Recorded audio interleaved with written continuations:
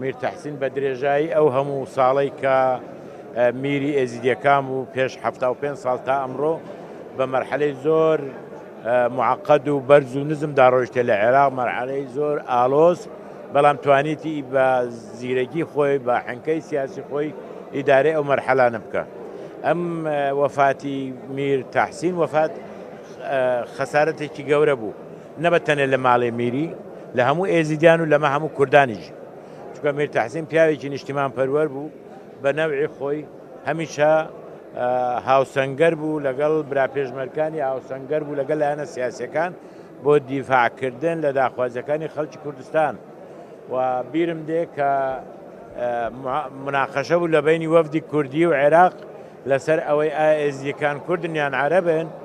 لە مقابلەیەک لە میر تەحسینیان پرسی، سوالێک گوتی وەڵام من ئەز عەرەبی فام ناکەم چونکە زمانی منی ڕەسەن زمانی کوردیە. یعنی بە شێوەیەکی دیبلۆماسی جوابی ئەوانی دایەوە. و میر تەحسین لە تەشجیعکردنی ئێزیدیەکان، بەشداریکردن لە شۆڕش و دیفاعکردن لە خەڵکی کوردستان هەمیشە سەرقافلە بوو.